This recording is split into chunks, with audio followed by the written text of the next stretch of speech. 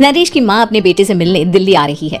इस बात का पता चलते ही नरेश के दिल में हलचल मच जाती है। नरेश अपनी माँ के स्वागत की तैयारी में लग जाता है।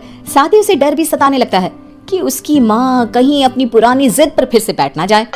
हे भगवान, इस बार बचा लो, अगले साल पक्का माँ की जिद पूरी कर दूंगा। तभी दरवाजे की घंटी बजती है। नरेश दरवाजा खोलता है तो सामने अपने मकान मालिक को देखकर हैरान हो जाता है, क्योंकि उनके साथ एक सुंदर सी लड़की भी थी। नमस्ते अंकल, कुछ काम था, मुझे बुला लेते। आपने क्यों कष्ट किया?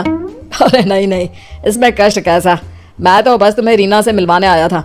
आज से रीना तुम्हारे साथ इसी फ्लैट में रहेगी। अंकल, कोई लड़का फ्लैटमेट नहीं है? एक अनजान लड़की के साथ रहना मेरे लिए थोड़ा अजीब होगा।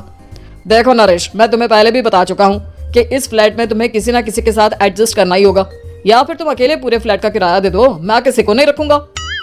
नरेश अपने मकान मालिक की बात सुन के रीना के साथ रहने के लिए तैयार हो जाता है, पर अंदर ही अंदर उसे ये बात खाने लगती है कि वो अपनी माँ को क्या जवाब देगा जब उसकी माँ रीना के बारे में उससे पूछेगी। दिन बीतने लगते हैं। नरेश और रीना अच्छे दोस्त भी बन जाते हैं, पर अभी भी नरेश अपनी प्रॉब्लम का सोल्यूशन नहीं ढूंढ पाता। एक दिन नरेश बहुत परेशान सा बैठा होता है। तभी रीना उसे पूछती है, क्या हुआ नरेश, तुम काफी परेशान लग रहे हो, सब ठीक तो है ना? हाँ सब ठीक है, बस एक छोटी सी प्रॉब्लम है। वो एक्चुअली 2 दिन बाद मेरी माँ मुझसे मिलने आ रही है। अरे तो इसमें प्रॉब्लम क्या है, ये तो खुशी की बात है। हाँ रीना, बट मेरी माँ एक जिद लेकर बैठ गई है कि मैं शादी कर लूँ, पर मैं अभी इस चीज के लिए तैयार नहीं हूँ। ऊपर से जब वो तुम्हें देखेगी तो 100 सवाल करेगी, क्या जवाब दूंगा? अरे इसमें कोई टेंशन वाली बात नहीं है, मेरे पास ना इस प्रॉब्लम का सोल्यूशन है, जिससे ना तुम्हें शादी करनी पड़ेगी और ना ही तुम्हारी माँ मेरे बारे में कुछ पूछेंगी। रीना की बात सुनकर नरेश सोच में डूब जाता है। वो सोचता है कि रीना खुले ख्यालों वाली लड़की है, कहीं माँ को सच बता ना दे। नरेश को सोच में डूबा देखकर रीना कहती है, अरे क्या हुआ, किस सोच में पड़ गए? डोंट वरी, जैसा तुम सोच रहे हो ना वैसे कुछ भी नहीं है, मेरे पास एक प्लान है। मैं कुछ समझ नहीं पा रहा हूँ, कैसा प्लान? मैं समझाती हूँ। हम ना एक कॉन्ट्रैक्ट मैरिज कर लेते हैं। फिलहाल मेरे पास जॉब नहीं है, तो तुम इस रूम का किराया दे देना जब तक तुम्हारी माँ यहाँ रहेंगी, सिर्फ तब तक। और तुम अपनी माँ से कह देना कि मैं तुम्हारी पत्नी हूँ, इससे वो मेरे यहाँ रहने पर कोई सवाल भी नहीं करेंगी। अरे बात तुम्हारी ठीक है, पर माँ से झूठ बोलना, ना बाबा, मैं ये रिस्क नहीं ले सकता। कोई और आइडिया दो ना तुम। देखो मंजूर हो तो बोलो, वरना सच बता दो, मुझे कोई प्रॉब्लम नहीं है। रीना की बात सुनकर नरेश सोच में डूब जाता है। बहुत सोचने के बाद जब उसे कोई रास्ता नहीं मिलता तो वो रीना के बताए हुए रास्ते पर चलने के लिए तैयार हो जाता है। वो रीना से बात करता है और अपनी माँ की पसंद और नापसंद के बारे में बताता है। रीना भी नरेश की सभी बातों को ध्यान से सुनती है ताकि कहीं उससे कोई गलती ना हो जाए। आखिर वो दिन भी आ जाता है जब नरेश की माँ उससे मिलने दिल्ली आ जाती है। नरेश अपनी माँ को फ्लैट पर लेकर जाता है। जैसे ही नरेश की माँ फ्लैट के अंदर जाती है, रीना उसके पैर छू लेती है। ये देखकर नरेश की माँ थोड़ी घबरा जाती है और नरेश से पूछती है, अरे बेटा नरेश, ये कौन है? माँ, ये आपकी बहू रीना है। माफी चाहता हूँ, सब कुछ इतनी जल्दी में हुआ कि आपको बता ही नहीं पाया, इसलिए सोचा कि क्यों ना आपको सरप्राइज दिया जाए। अरे बेटा, मैं तो बस तेरा घर बसा हुआ देखना चाहती थी। हाँ, बहुत अरमान थे अपनी इकलौते बेटी की शादी को लेकर, लेकिन कोई बात नहीं, शायद किस्मत को यही मंजूर होगा। ये कहते ही नरेश की माँ रीना को गले लगा लेती है। रीना बेटिया, मेरा बेटा ना थोड़ा नादान है, पर तुम काफी समझदार लगती हो और मैं जानती हूँ कि तुम इसका बहुत अच्छे से ध्यान रखोगी।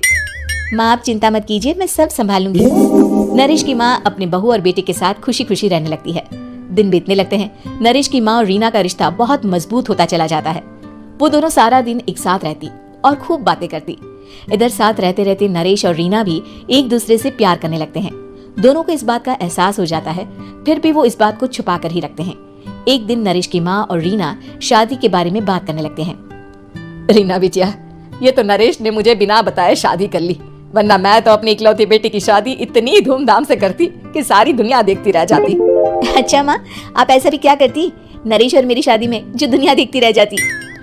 अरे बिटिया, एक माँ के अरमान तुम अभी नहीं समझोगी।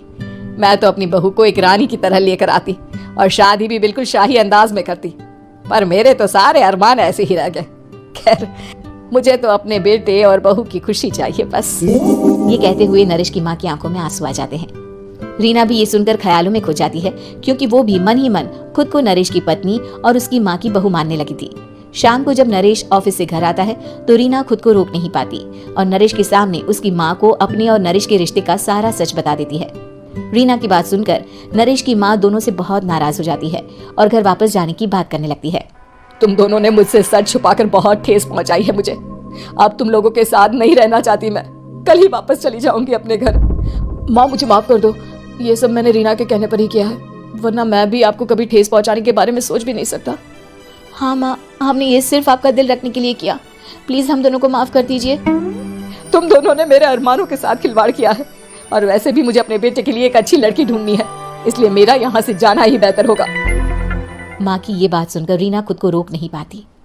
माँ, क्या मैं आपके घर की बहू बनने लायक नहीं हूँ? रीना की बात सुनकर नरेश हैरान रह जाता है। नरेश की माँ भी कुछ समझ नहीं पाती। मैं कुछ समझी नहीं, आखिर तुम कहना क्या चाहती हो?